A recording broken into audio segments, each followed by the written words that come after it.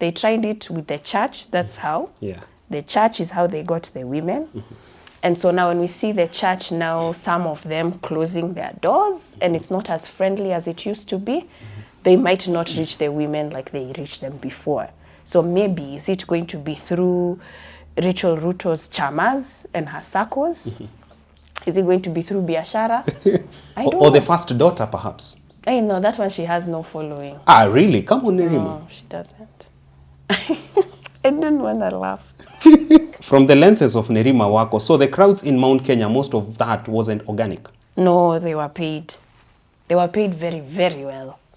Very well. Very well is the word. Very well.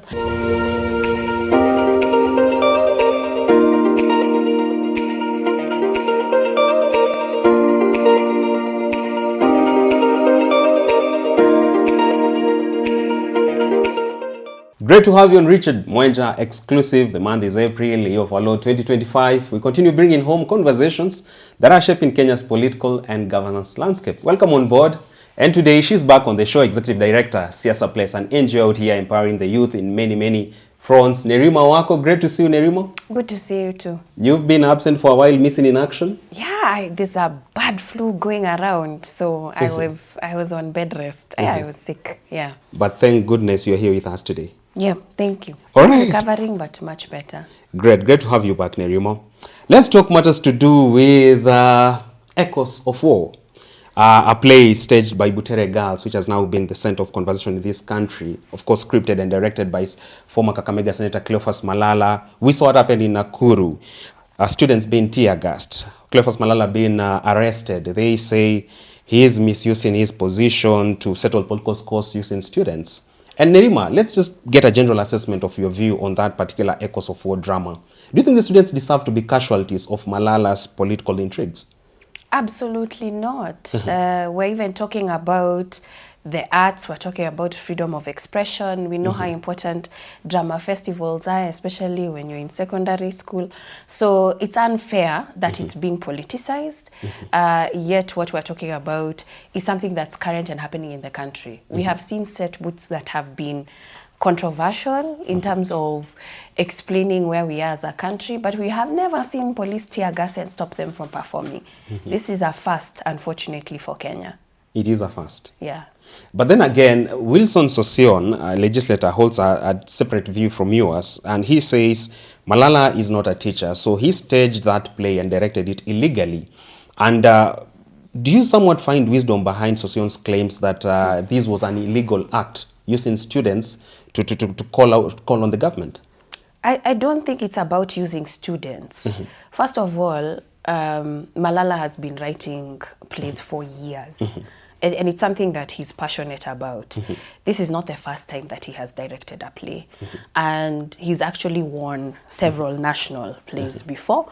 And people say that with the resources that he gets from the win, he actually gives it back to the school and to the students and to teachers.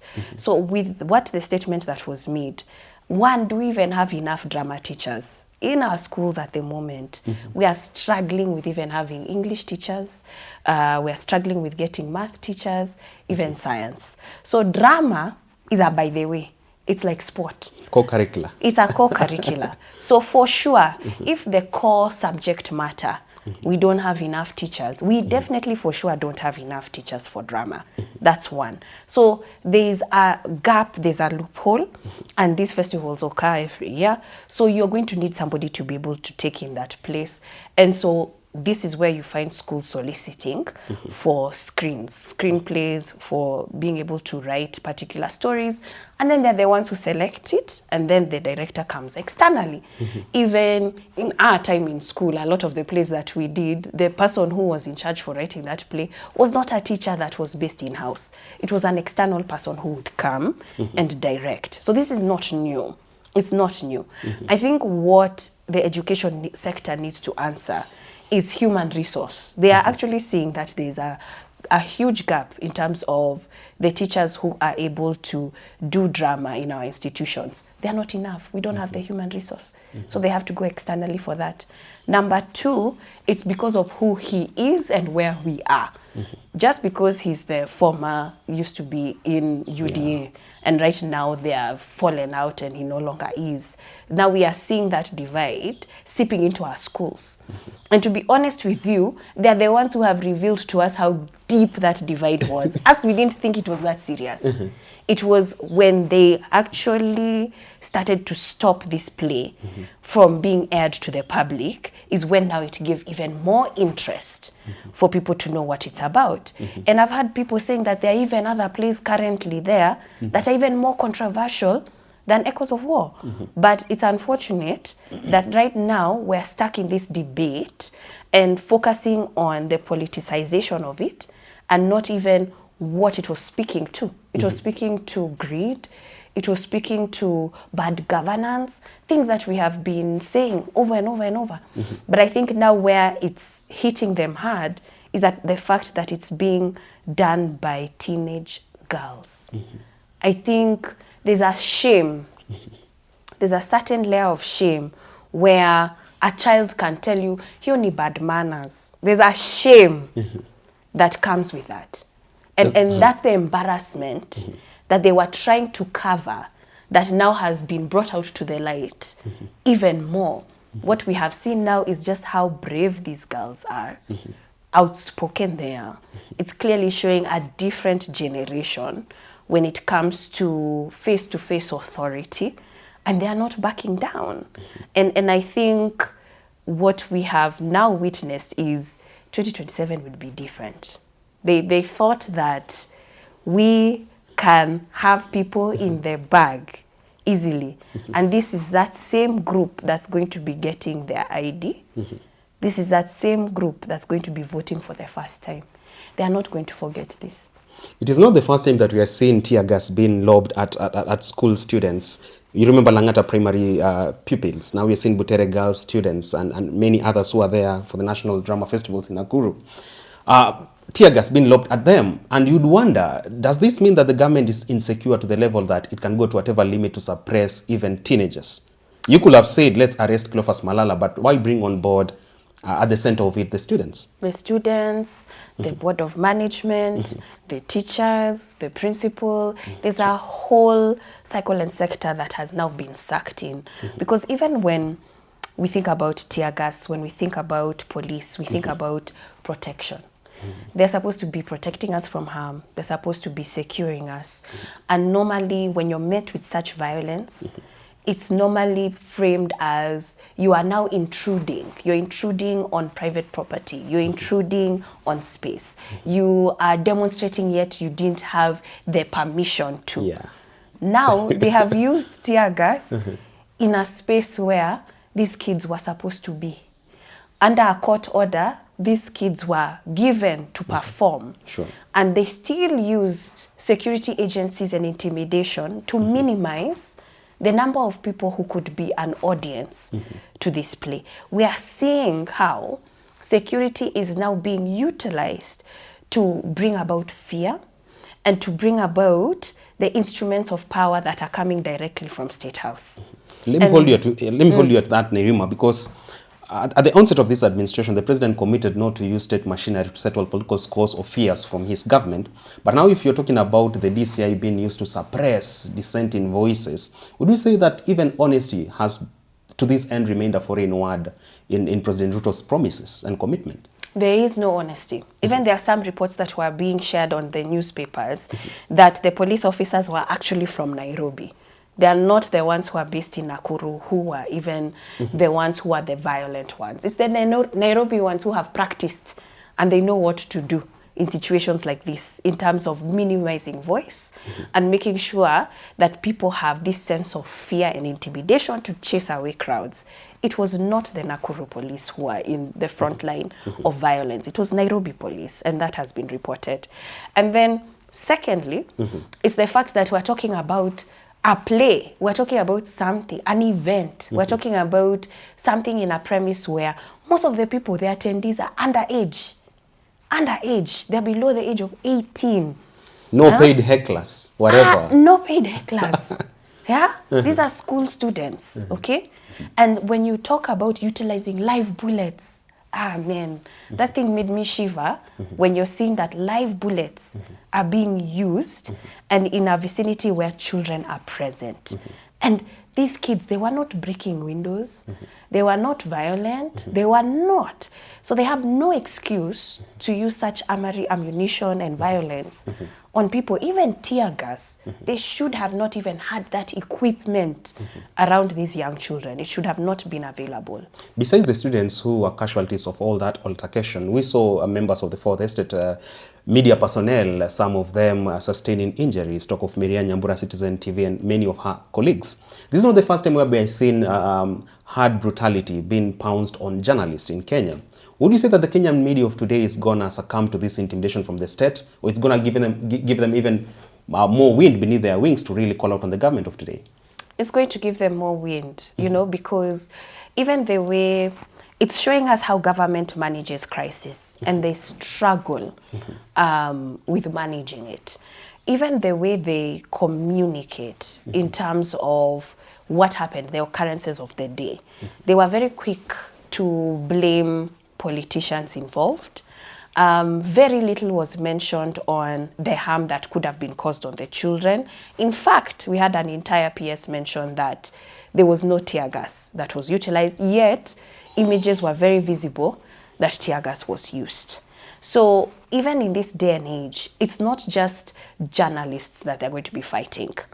They tried to minimize how much information was leaving, but because people have access to cell phone devices, they were able to record in real time the reality on the ground. And this is going to assist the Fourth Estate very much, where even when their equipment is being destroyed, when they try and chase them and keep them away, you will have private citizens using their phones. Citizen journalism. Yes, and recording the entire process.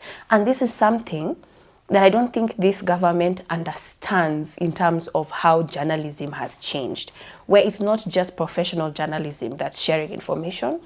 Even private citizens with access to smart devices can.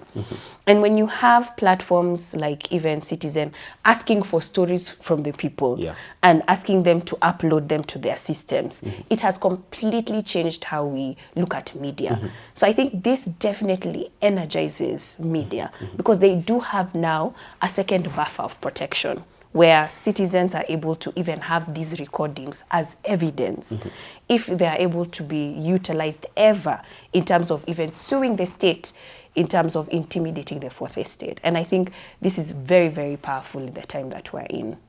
The dailies have been big on talks about the government having so many propaganda churning personalities, talk of Dennis Itumbi among many others. Do you think if the government fully taps into their potential, they can flatten the wave of now what you're talking about, active citizen journalism, that they can use their propaganda to silence what the citizens are saying?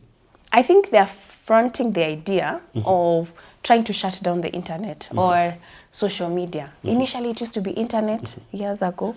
Now they have seen, hey, internet, hatuwezi shika. Let's regulate, that's the term. Yeah, let's regulate. We have to do something about social media. We have to do something about social media. So you can see them grappling with what exactly can we do and can we do anything. But I think that Kenyans know too much in terms of their rights, in terms of their freedom of expression, in terms of access to technology, that they are not going to let that pass. They are not going to allow that to pass, and they're going to push back on it greatly, as we should.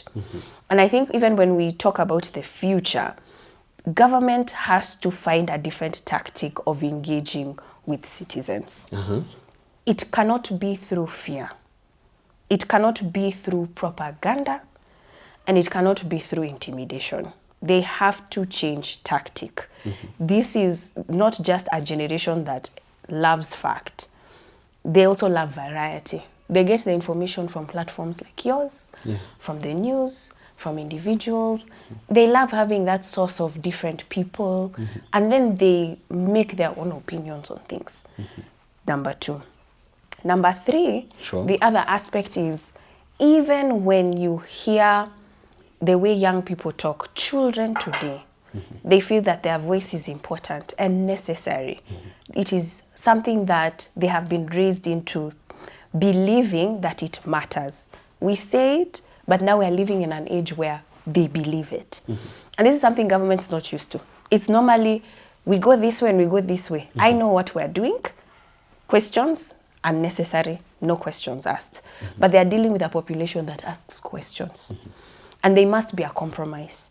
And the funny thing is, that's exactly what that play was about. It was about... Speaking truth to power. Yeah, speaking truth to power. It was about old age, dynamics of how to manage power, and this new age of young leadership coming to the fore and coming to a compromise. Both generations are required. Both generations and all generations are important. However, when you have one generation stuck in its ways and they feel that their way is correct, True. It's a complete falsehood.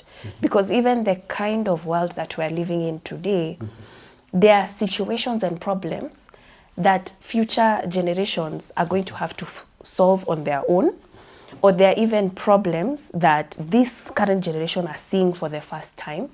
And there are situations where older generations will need support from younger generations to think up of solutions.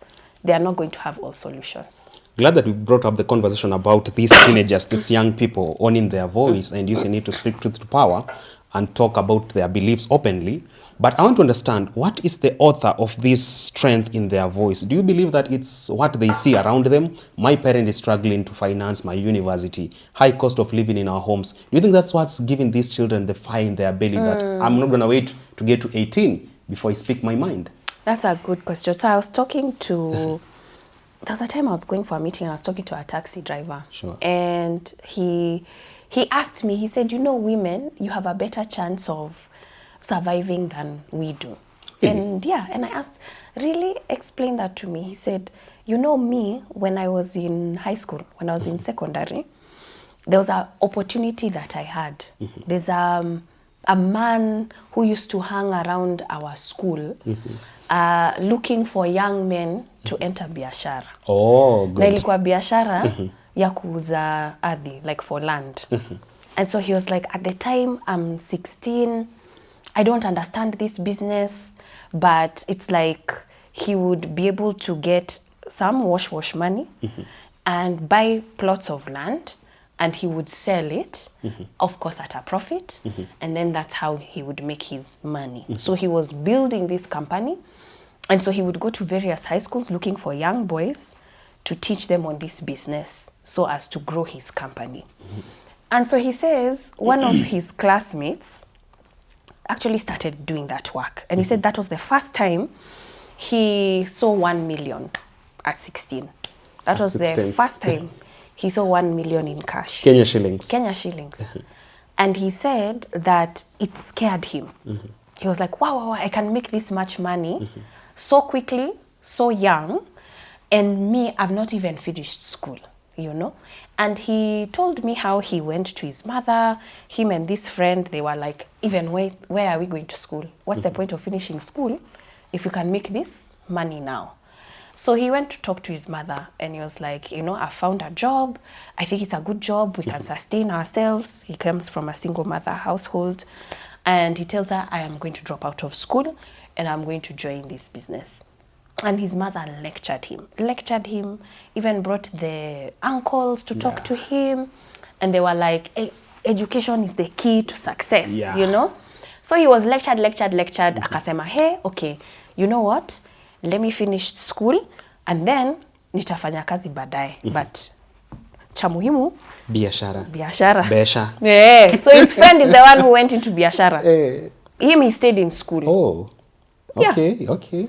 So I asked him, you know, I wanted to know the end of this story because I was expecting, oh, my friend, he ended up being killed in a gang. You know, I was expecting. That wash. Yeah. Aftermath. I was expecting a bad ending.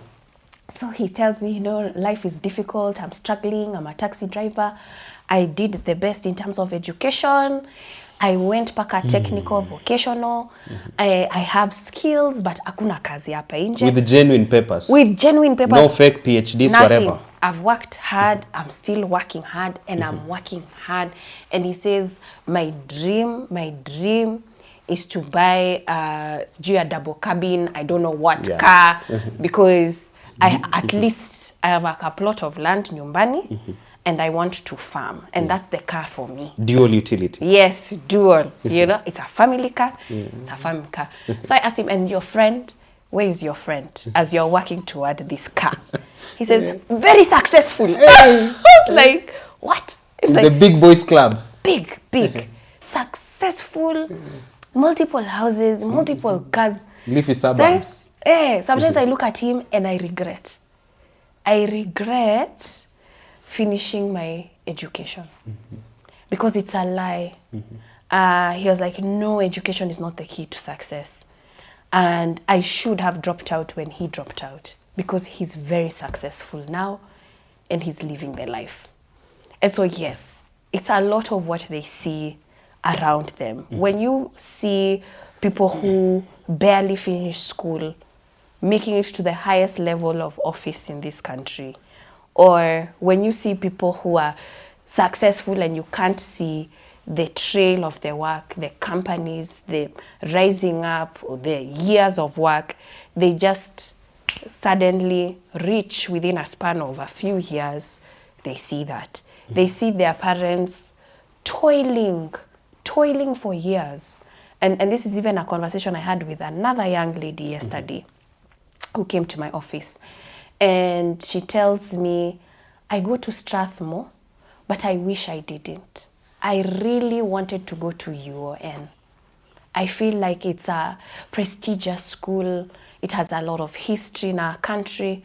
My mother is really struggling, another single mom, to keep me in Strathmore.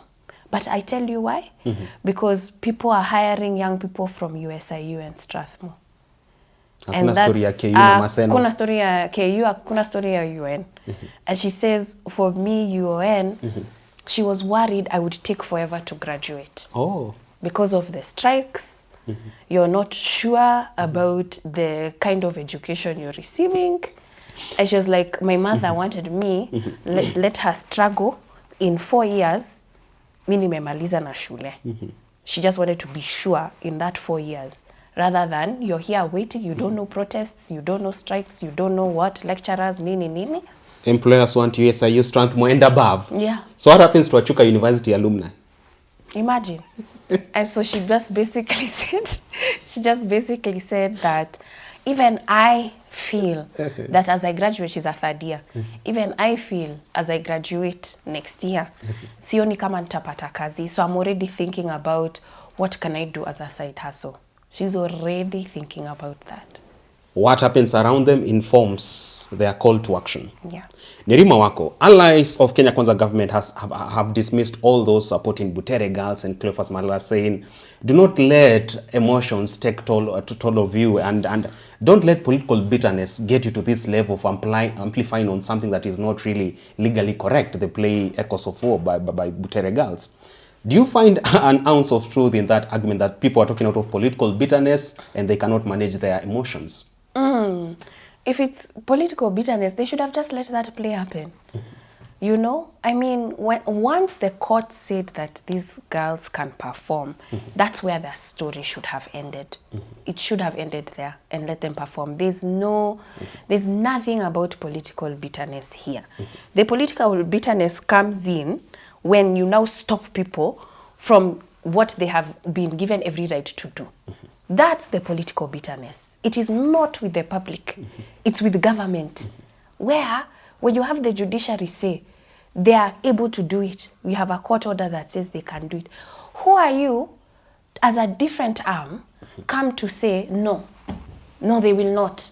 Or, let them do it, lakini, they won't have an audience. What kind of competition is that? Let them do it, but they won't have their director. It's unfair. You might as well not do it, which is what they did. But I think what the girls did that was very, very powerful is when they sang the national anthem. If you are just to look at the national anthem word for word, they did exactly what our national anthem tells us to do. In times of injustice, we stand and guard our country. It is our shield and defender. We must respect our country. Every word of that anthem is extremely important. Not only is it a prayer, it was a reminder to the Kenyan citizens that we have an anthem that holds us together and we are going far from it and we need to come back to it. And I think they're the ones who showed us what it means to stand guard. And they must stand guard. It was their every right to perform, and it was unfair that that was taken from them. Yes. Great. Nirima wako, your organization Siasa Place is a frontline when you're talking about activism in this country, activism for the right reasons, for better governance, political environment, and many other things. So how then can civil society and any other coalition out here looking to oust President Ruto and bring forth better leadership harness the potential and actually this rage and anger within the Gen Z so that they can make that something that can work in their favor to bring forth the better future they talk about? Let me tell you, that harnessing that potential, Mimi, in my own office with my Gen Zs, you will have somebody say, I'm a Gen Z, by the way. They will say that to you. And you give room. You don't try and put them in a corner. Yeah, box them somewhere. Oh, no. I am the executive director. Do this, do that. No. You give them room. That's just the number one. So the first mistake they made was to try and close them. No. A caged bird. No. You give them the room. And it's a bit different from what we're used to. I see a bit of a cultural backlash in a sense where we're used to, once the older people speak, once your elders speak, it is final. And now we're dealing with a generation that is kidogo mixed. We're not talking about, yes, they're born in Kenya, but they're not Kenyan. Because even when you think about the access to the internet that they have, sure, they interact and mingle with so many other cultures from not just Africa, but the globe. So they are very global without leaving Kenya. This is a generation we're talking about. So they have their own culture in a sense. And so now this generation that is global culturally, they see things very differently. And they are also developing a new culture. They are developing a new political language. They are developing political engagement that 20 years ago we would have never seen. We would have never seen people generating images, you know, that they have used their own imagination to create, to mock a president. Never seen, but it's coming from this generation. We would have never seen a generation that utilizes memes to make dances to speeches, to make dances that show corrupt leaders and individuals. But this is their language, through humor, but sending a very direct point to these political leaders and individuals. So what they can do is what I've mentioned, is the room. The room to express themselves is extremely important. The fact that social media asks so much about your opinion, government has to get used to receiving opinion from the public. That has changed forever. Number two is the fact that they have a sense of community. Let them have their community, their freedom to associate, their freedom to gather, their freedom to express and engage. Let them. Because once you start to try and minimize and close it, they actually open it even wider. You're the one who energizes them. So there's nothing to do with mental illness issues, like Murkomen argues, that probably the Gen Z are struggling with mental health. Perhaps why they are going full throttle on calling out the government bare knuckles. So mental health, with the kind of economy we're living in, who is sober? We are all mentally ill. We are all mentally ill. Even sometimes, even in traffic, when I see the way people behave, you just have to tell yourself, lakini watu wanapitia. We are all Mathare candidates. We are all just one step to being admitted into Mathare. We are all, and we cannot say that can never be me. It just takes a drastic situation in your life for that to happen. And do you think the president is working full throttle to reverse that? I don't think that he understands just how bad things are. I think he says it, I think his people say it, but I don't think they realize just how bad things are, just how people are struggling. Because there's a lady I follow on TikTok, she sells mangoes and she's graduated. Oh yeah. You know her? I know her. Yes. From Mount Kenya. Yes. And her posts are positive, where she's talking about, you know what, nimetafuta kazi sijapata, I will be a mama mboga. Yeah, these are my credentials. These are my credentials, but I will work with what's in front of me. Yeah. Now, this is a story of the few who have decided to pick up what's around them and work with it. There are many who are still dealing and grappling with, my life is not what I envisioned it to be.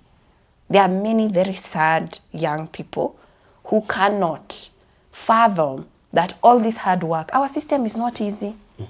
Our system of education is not easy.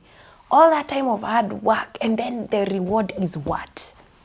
I'm still depending on my parents to be able to sustain me. And they struggled to keep me in school for what? So you're seeing that sense of bitterness. Yes, it's there.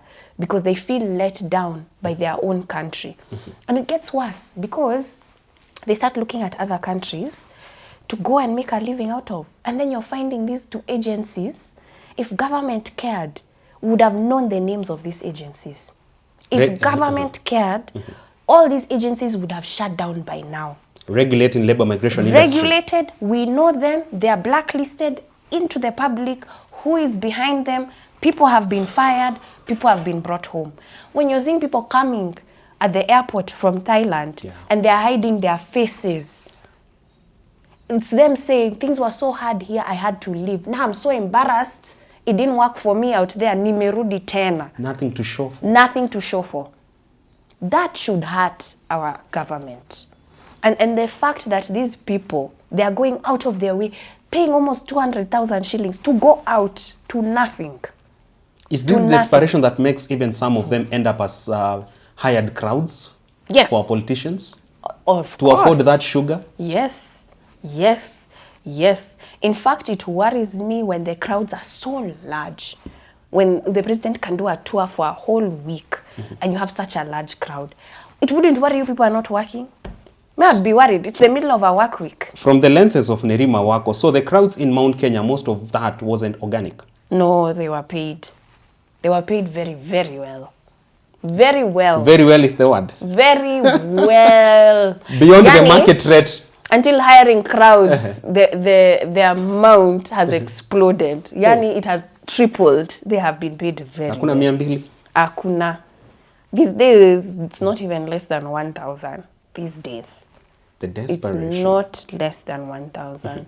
Now we're talking about this constituency, the Gen Z, the millennials whom rage is bottling up within them. And do you think that will now inform President Ruto's the last nail on his political coffin? Because you've talked about this, Butere students are going to get IDs and many others across the country in the near future. The Gen Z are angry, the millennials are angry. Is this the last nail on the political coffin of President Ruto and any other leader who would come out as an author of the pain on the citizens? I think there are more nails to come, imagine. And I think there are going to be nails in areas that we will be like, hey, it started like a small thing. The way these things started small, just a play, and then escalated to other students not performing, to almost Nakuru shutting down. There are going to be more stories like that. And we're going to see them in various sectors, from transport to health, just a small story that will blow up and explode. And I think these several nails, it's going to sink in more of a reality, especially to the current administration, that we clearly do not have things under control. We thought we did. Because even when you think about the locality, Nakuru, and the role that it played in 2022, and the fact that it was heavily UDA, even when we talk about the lineup of it and the kind of support that the president received from Nakuru, it's showing you that even his home grounds are shrinking. Okay? So that's going to completely change their political organizing. And then they are definitely going to have to think through their targets. It's definitely not going to be youth. It's not going to be young people. Great. So are they going to go for women? Maybe. They will try and go and convince women. They tried it with the church. That's how. Yeah. The church is how they got the women. And so now when we see the church now, some of them closing their doors, and it's not as friendly as it used to be, they might not reach the women like they reached them before. So maybe, is it going to be through Rachel Ruto's chamas and her circles? Is it going to be through Biashara? I don't Or the know. first daughter, perhaps? I know, that one she has no following. Ah, really? Come on, Nerima. No, she doesn't. I didn't want to laugh. Moving on swiftly, and great that you brought the women card up. What do you make of the conduct of the two legislators who took it bare knuckles outside parliament buildings, talking about ODM member of parliament and her counterpart from Iyala? Would you say that speaks into the height of political bad manners? You're a woman leader in this country. First of all, I was so shocked because, you know, I know Omi. So I was just like, what is going on? By the time... Fists and blows to settle differences. Oh my goodness, yeah. I was like, what is going on? Because remember, even previously there was another scuffle in the county assembly. Was it in Machakos? Yes. In another county. And I'm just like, why is everything so violent? I'm like, why are political leaders just scuffling and fighting? And it just shows you just how rotten the entire chain is. If there cannot be order, even in parliament itself, its grounds. Do you know, I don't even know if I can enter parliament like this today. I'm not sure. You know, it can happen anytime. Yeah. But you know, like even the way to even enter the grounds, they are very specific about dress code. Sure. So even are you wearing a suit, or women and their sleeves, you can't really go with khaki. So I'm here thinking, you're so concerned about what people look like, but within how people are, the hearts of people, it's really showing to us glaringly, publicly, that people are rotten inside, but they're inside parliament. We care so much about what people wear. Someone can be looking dirty or they're in very casual clothes, but inside, they are good people. They are solid people. They are people of character. So the argues made to move here. You need to work on your grooming. Remember, the way they even made it back, alinyoa nywele. Yeah. You know, until they made him cut his hair. That's what parliament cares so much about outward appearance. So much. Salasia, make your hair. So much, yeah. Until you're just like, now, all that hard work to make sure people look smart, for them to go and roll in the grass. Wanajichafulia kwa nyasi hapo, like hooligans. I mean, we've lost it. And fellow members of parliament recording that altercation. We've lost it. We've lost it. Honestly, it's like we're watching a high school drama. That's where the drama was. That's the drama festival. That's where it was. And it's unfortunate. We have actually cheapened and reduced the sense of authority, privilege, respect that parliament gives, this mysteriousness of power. We've lost it. We've lost it. We've lost it. Great that you brought that up, Nerima. And talking about the parliament of today, there are still conversations about even that which believes is not in government, is in government, the ODM party. And we are looking forward probably to a referendum. That's the talk in town. And people are wondering, if you're talking about a compromised parliament, why even have the referendum in the first place? Because these are representatives of our voices, but they're already manipulated. So how do you think you would advise the people about that entire issue, about independence of our parliament? They will be shocked. That referendum of theirs will fail on arrival. Because even though, you know, there are rumors that they want to bring NADCO in. Really? As a referendum in terms of extending the term limit to 7 years and also adding the prime minister position. I would say a position to keep Baba busy? Try. Just try. You will be shocked. The public, they definitely want a referendum, but it's a referendum to impeach the president. They do not want a referendum to add positions, and definitely don't want a referendum to add time. They're not ready to wait to 27 August to oust the president? They are ready now. especially with what happened yesterday. People are just like, it is just too much. It's just too chaotic. There's just too much going on in this country. Even the papers today, all of them are just saying echoes of war, echoes of war, echoes of war. Echoes of oppression. Yes, exactly. There's just so much going on in the country. As if the economy is not beating us enough. We cannot be dealing with a government just that can't seem to get it together. Yeah. So it will fail on arrival, even though they will, try and pay people to be able to pass this referendum. They are not going to get majority support to do it. They are not going to get the public goodwill. I think it's a terrible idea in terms of who's advising leadership to do it. They can try and do it, but I can guarantee you it will fail on arrival. It will fail. How about Finance Bill 2025? It's in the offing. I'm already hearing people talking about the neonatal tax, and you're just like, how insensitive, one. Number two, also wondering how you would think this would pass with some of the suggestions that are being made. People are definitely going to be angered around it. People are going to organize around it. Yes. Kuria Kimani has a clarion call to minds like you that this time round at least exercise rational thinking when legislating around Finance Bill 2025. Don't sensationalize it to settle scores out here. What's your word to him? I've heard him talking about public participation. He said this time around the finance bill will have public participation. But is there a framework for such in the first place? No, I'm very curious to see how they are going to be able to do that. And even with their public participation, it's very clear, like when they were doing the one for the 7-year term, people participated and they said no. But we saw a certain senator come out and say majority, 60% of the responses have said people agree. So even that element of having people to engage, they like to say just because you engage doesn't mean we have to take your opinion. But the engagement is essential. But it doesn't mean we have to listen to it. Ceremonial. Yeah. They have said that publicly multiple times. And Kenya is in a different dispensation. And it's one that I'm very happy to be in. Because even in regards to the finance bill coming up again, 2 years ago, these things would pass and we didn't even know they're passing. These documents would pass and we're not trying to interrogate and see what's within them.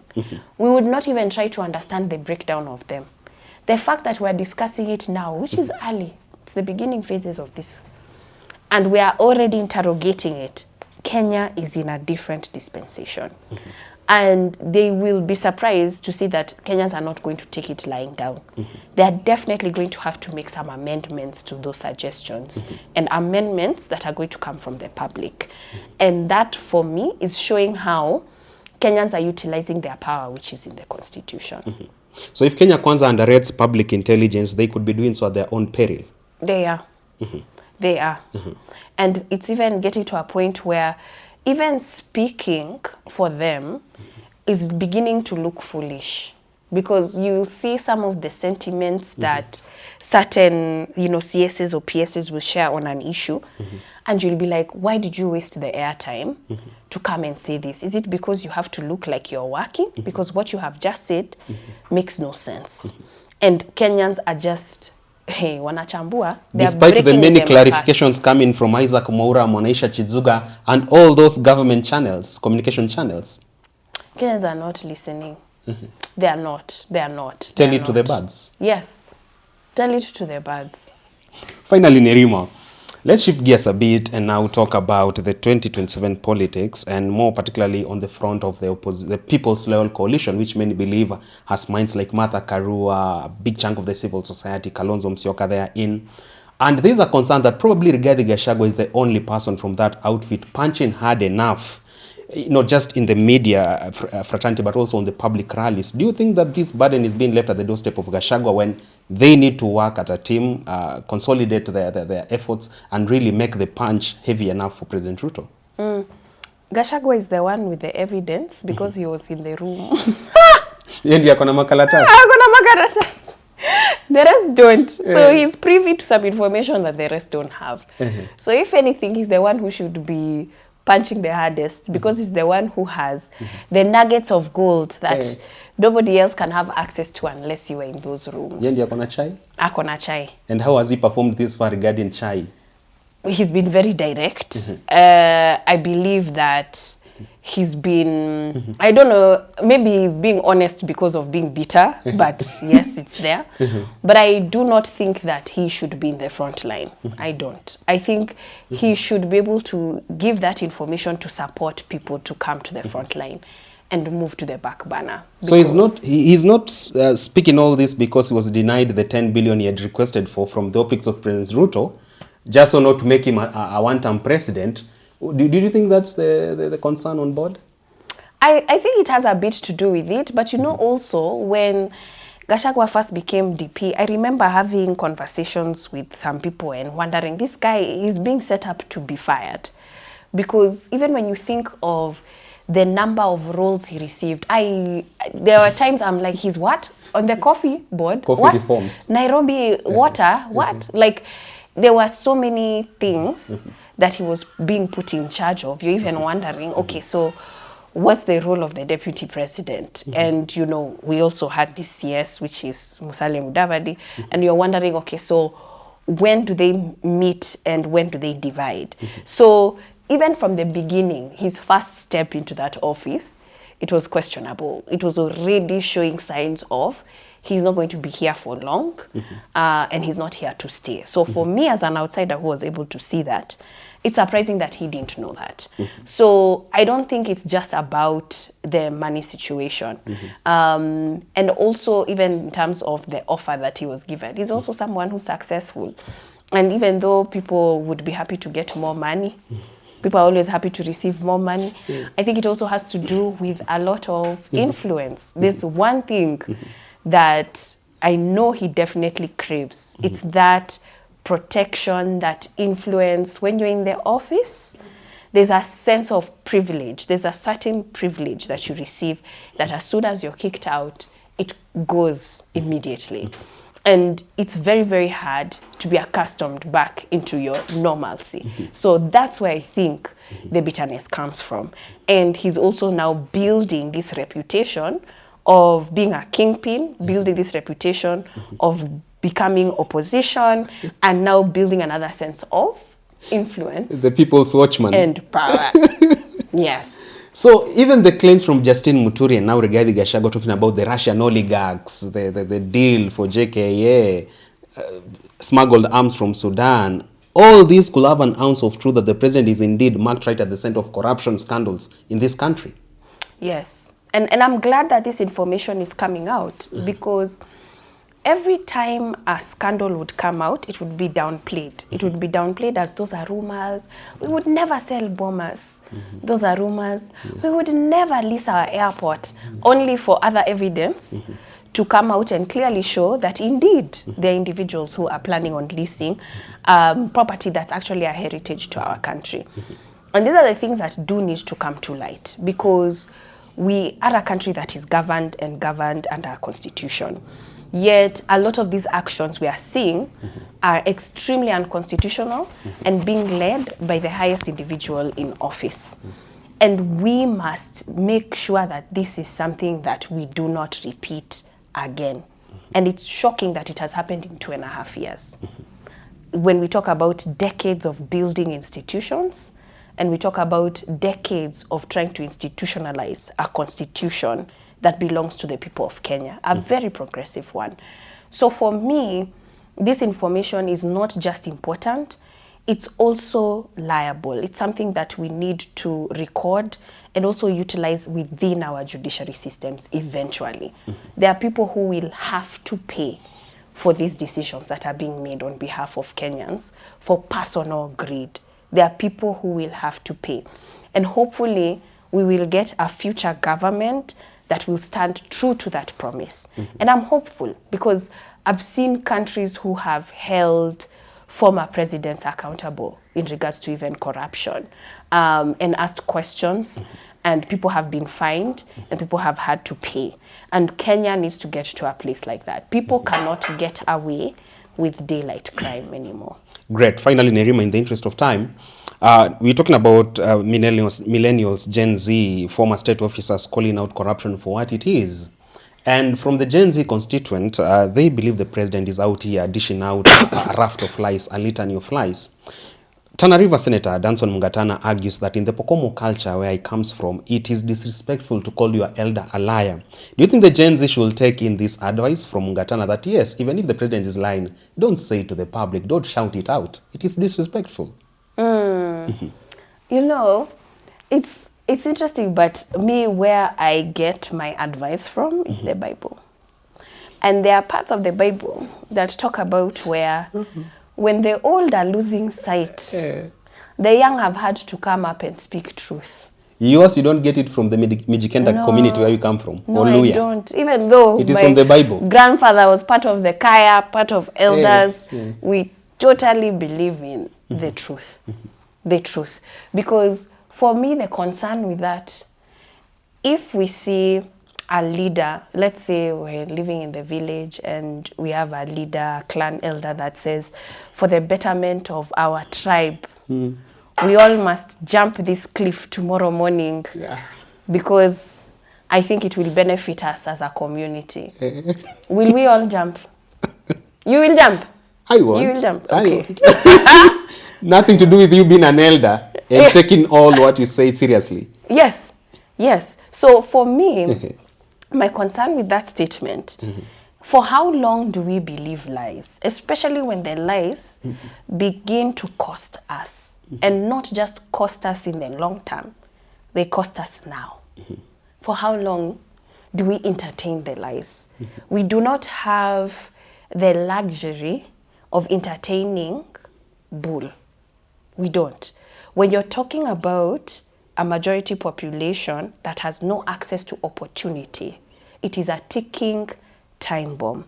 You can talk about heaven coming tomorrow, but you're talking to a population that has not eaten today.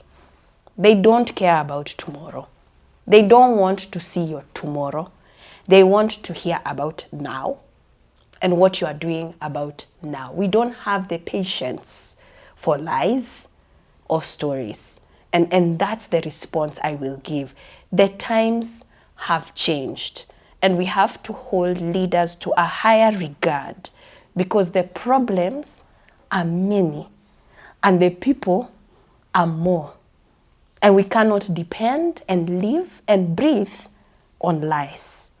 We need a reality and we need truth. Yeah. No more false hopes. No more. We can't survive on hope. All right. Hope isn't a strategy. That is your argument. Yes, it's not a strategy. Nerima, Justin Muturi, Rigathi Gachagua, and a few others who've been at the center of Kenya Kwanza government at some point are all coming out of the river as crocodiles, and they're telling us the alligator is sick. Should we believe them? Is the alligator sick? The alligator is very sick and contaminating the entire pond. And if we're not careful, all alligators will die. Yes. It is that bad? No, it's bad. It's bad. Not even a vaccine can redeem the alligator? No chance for redemption?